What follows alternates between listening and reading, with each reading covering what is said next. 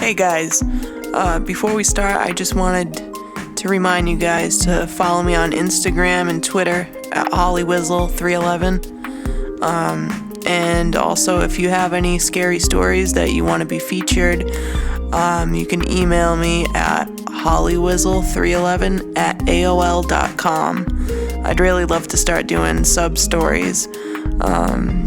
Thank you guys, and I hope you enjoy the video. Peace. Hey guys, so for about God knows how long, I've had a creepy stalker. We'll call her Jade. I'm an average guy with long hair, average build, and average height. Jade approached me one night in a club in my local town. We got to talking, but I wasn't that into her. She expressed a liking to me, and I kindly explained that I wasn't interested, and I wasn't really looking for anyone as I just got out of a 3-year-long relationship. She responded with this creepy line, "You will be mine. I can promise you that." I just ignored it and carried on with my night. The next day I got a strange text on my phone saying, "I'm waiting for you." I didn't reply because I assumed it was the wrong number. A couple weeks later, I met a girl. We had a lot in common. We liked the same music, same food, same beer. We even liked the same movies. We'll call her Paige. We started seeing each other more often. We went on a date and ended the night at her house. Needless to say, we did what any young couple would do, and we slept together. At around 3 a.m., we were both fast asleep, but my phone began to ring. It woke me up, but luckily Paige was still asleep. "Hello?" I answered. There was nothing but music playing. "Who is this?" I continued. Still nothing, but music. I hung up and thought, fucking weirdo, and went back to bed. 10 minutes later, my phone goes off again. "Hello?" I said. "You will be mine, I promise," a voice said, and then hung up. What the fuck, I thought to myself. Probably just one of my friends playing a prank on me. The next morning, I woke up and I forgot about the call. I made my way home, and when I got there, I noticed my flat door was unlocked. I walked in and found that my apartment had been trashed. Things broken, rubbish everywhere. Nothing missing, though. I called the police and they said that there was nothing they could do, as nothing was missing. I was so pissed off, I punched the wall and broke my hand. I went to the hospital and I got it looked at, and a cast was put on it. I got home around 6 hours later and I had a missed call from a private number. I thought nothing of it and went to bed as I was tired. I woke up a few hours later and saw that I had 10 new picture messages on Snapchat. One was a video. The first picture was my building. The second was the front door. And the third was inside the hallway. Fourth were the stairs that lead to my apartment. Fifth, my door. Sixth was the hallway inside my flat. Seventh was my bedroom door. Eighth was my bedroom. Ninth was me in my bed, and the 10th one was a video of me sleeping. Then a voice in the video says, "You will be mine, I promise." I shit myself and told the police. They came around and advised that I stay with some family or something. I moved back into my parents' house and called things off with Paige because I was scared that she might get hurt. 2 weeks went by and nothing happened until there was a knock at my door. My dad answered, then called me down. I opened the door, and there was this girl, Jade, from the club. "What are you doing here?" I asked. "I came to pick you up," she replied. "Pick me up? What are you talking about?" "So that we can run away together like we planned. What is it that you always say to me? You will be mine, I promise." At this point, I slammed the door and shit myself. I literally broke down. I called the police, but when they arrived, she had gone. I literally know nothing about her, so all that I could do was give a description of what she looks like. It's still an ongoing thing, and I'll keep everyone updated on the situation. Thank you for reading this.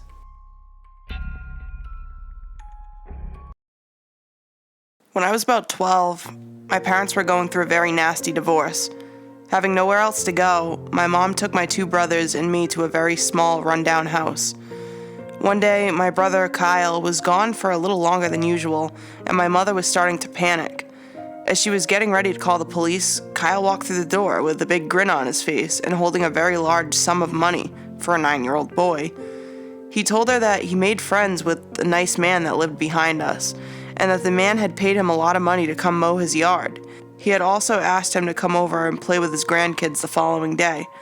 For some reason that she can't explain, my mother had a bad feeling about this man and demanded to meet him. My brother took her over to the man's house not long after. I didn't hear anything after that, except Kyle couldn't go to his house anymore. But his grandkids were welcome at our home. They never came. Soon after the meeting, the man started to sit outside the gate when Kyle and I were outside and talk to us. He was always very nice and would ask us about whatever it was we happened to be doing. If our mom ended up being home from work, she would immediately call us inside. We eventually moved out of that house, and it wasn't until much later that I figured out why. After meeting the man, my mom automatically didn't like him.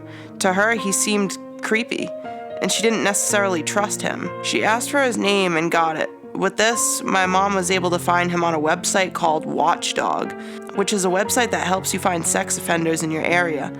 The man that lived behind us, as well as a few other neighbors, were registered sex offenders.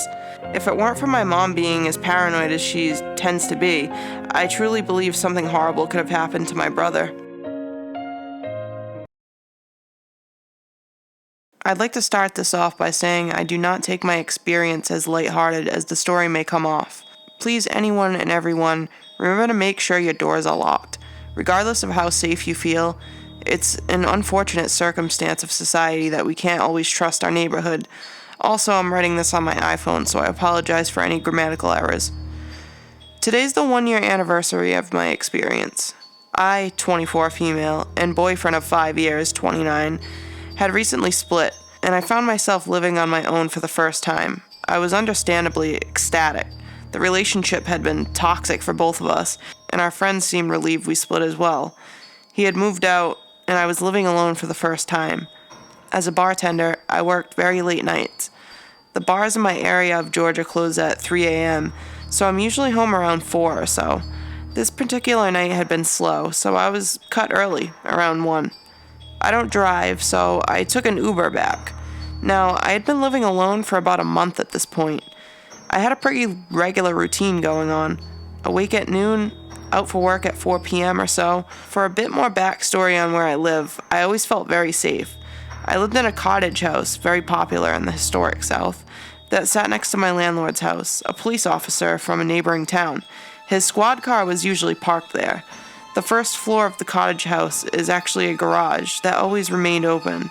There's a set of stairs that lead up to my door on the second story. This evening, his car was gone, obviously out on patrol. I didn't mind. Everyone in my area knew he was an officer, and I felt reassured no one would mess with me. Because of this reason, I didn't lock the deadbolt on my door. After getting home and unwinding, I turned on my PS to play some Black Ops.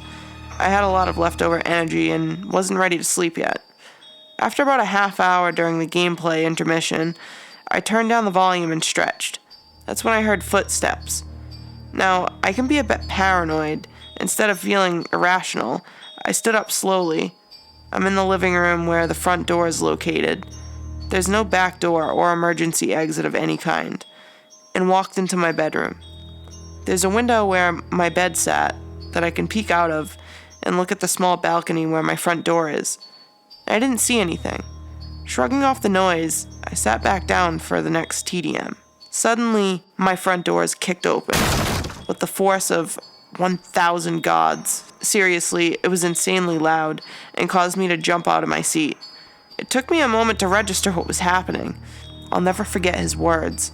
"Get on the fucking ground. Don't look at me." He slammed my door closed behind him. I did look at him, only for a moment. He was tall, slim, yet muscular, white. He wore sunglasses with a V-neck shirt and khakis. No noticeable tattoos or scars, although he did have a very noticeable pistol. I learned in several survival magazines and articles, I'm a bit obsessed, that in the occurrence of a crime, absorb all you safely can about your attacker. Anyways, I do what he says. I lay down on the ground quickly, remembering my mace and knife located next to my bedside. The knife may have not done me well, but the mace would have subdued him so that I could call the police. This didn't matter now. Calmly, I spread my arms out and touched my nose to the hardwood floor. If he's just a thief, he wants my stuff, not my life. Things can be replaced. My life cannot. I heard his heavy footsteps approach me, and out of the corner of my eye, I noticed he's wearing a pair of well-kept Doc Martens. Remember everything you can about him. Without speaking, he set his pistol down, out of my arm's reach, and grabbed my arms, throwing them behind my back. I could hear him reach into his pocket, and then the familiar of zip ties. It took everything not to cry. I reminded myself that if I stayed calm for the moment, it would help in the future. He secured my arms together, then pulled a white handkerchief and proceeded to gag me. I kept my eyes closed as he lowered my head back down to the floor. I didn't really think a lot while it was happening. My adrenaline kept me still and silent. Instinct had taken me completely. I heard him walk into my bedroom. I thought he would take my MacBook and jewelry. Instead, it sounded like he was going through the drawers of my clothes and my closet. Then I heard some rustling in the bathroom. I'm not sure how long the process was.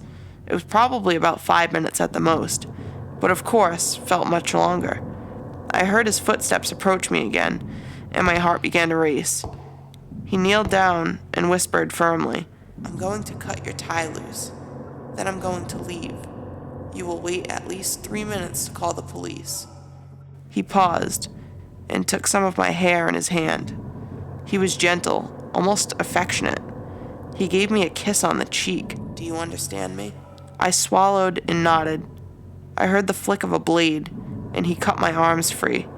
I didn't move. He left quickly, shutting the door behind him. I did wait. I don't know if it was 3 minutes. First I called the police. He had left my phone, or not found it, which had been in a tote bag with work clothes and not in my purse. Unfortunately, there'd been a fatal shooting about 2 blocks away from me, so some of those officers were sent to my house. Then I called my officer landlord, who lost his shit and rushed back. I had about 5 officers in total, including my landlord and a detective in my home for what felt like hours. My landlord made sure the place was thoroughly dusted. Even though he was out of his jurisdiction and the local police seemed annoyed, they asked what was missing, and I realized I hadn't looked yet. Electronics, jewelry, everything seemed intact. Then I remembered my drawers and closet. All my underwear, all my socks, my lingerie, my perfume, my toothbrush, other small personal items, gone. I reviewed my experience with all of them, at least 5 or 6 times. Once to write down, once for a voice recording, etc. The detective and police seemed wary, then walked a few feet away from me to have a discussion. My landlord approached me, and he put his hand on my shoulder. He told me that this was most likely a planned invasion, and the lack of valuables missing pointed to a possibly deeper and more personal situation. After the incident, my locks were, of course, changed. Patrol cars stayed around for about a week, but my inability to sleep or understand the situation, I informed my landlord I needed to move, and I did so another week later. I guess all I want to know is, who is this man? Is he still watching me? How long has he been watching me? What did I do to deserve this? How did he know my door wasn't always locked? Will he find me again? Although I'm still terrified a year later to this day, I refuse to leave the town I love because some pervert wanted to terrorize me. I have trouble sleeping, but the city was kind enough to give me a $3,000 worth of government-funded therapy. I'd like to say it helped, and I guess it did. I just hope no other person has to experience what I did and deal with the traumatic after effects of such an attack. So potential murderer or a stalker or whoever you are, please, for the love of God, let's not meet again. This story happened to me when I was about 17 years old, and my friend at the time was 16 years old. I'm 24, she's 23 now. We're both female. One night we were at my parents' house, which is basically small town USA, and we decided to go for a walk around my neighborhood. It wasn't too late, but it was starting to get dark. It was maybe around 9 or 9:30 p.m. There were a few houses being built in my neighborhood at the time, so we decided to go explore inside one of them. Side note, I've always been a bit paranoid and just naturally cautious, but my friend was the wild, rebellious one of the group. We entered the house through a garage area because there wasn't a door, and the house was basically a frame with a few walls. I stayed near the entrance because I was getting really bad vibes, but my friend decided to go further into the house. About 2 or 3 minutes into our exploration, I hear moaning sounds coming from the half-built stairs, and I asked my friend if she could hear it. She said no, and kept looking at stuff. That's when I saw a very large man stand up on the stairs and start to walk down them. I grabbed her and screamed, "Run!" We bolted out of there. I refused to look back the entire time because I was so scared to see if he was running after us. Once we got to my house, we ran inside and locked the doors. Nothing else happened that night. The next weekend, the same friend was over at my house again, and we were sitting outside on my trampoline at about 1 a.m. We were talking about random shit when she just stopped mid-sentence and went pale as a ghost.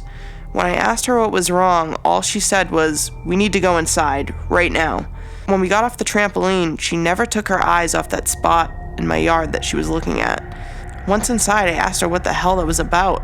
She said someone was in my backyard, sitting by my mom's flower bed, about 15 feet from the trampoline.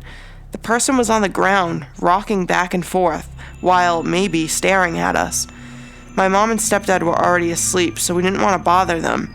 Instead, we made sure all the doors and windows were locked, and that there was a weapon by the door if it came down to it. After we calmed down and went down to the basement to my room and started watching some movies, the street lamp was shining through the little window in my room, and I shit you not, there was someone walking back and forth in front of my window. At this point, we were so scared, we decided to wake my stepdad up. He went outside and didn't find anyone. Nothing happened again for a few weeks until one day I was home by myself and I kept getting weird phone calls on the landline. It was a guy with a really deep voice asking how I was doing and what I was doing and if my mom/stepdad were home. I hung up on him every time. About 20 minutes after the last phone call, I heard a loud crashing sound in my basement that scared the fuck out of me. That was about all I could take. I pushed our couch against the basement door, grabbed a butcher's knife, and noped the fuck out of there to my neighbor's house. Luckily, her dad was home and called the police. When the police got there, I told them everything that had been happening, and they checked my basement. Someone had popped out the window in my bedroom and shattered it all over my bed.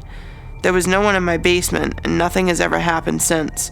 So, terrifying stalker guy, let's not meet again.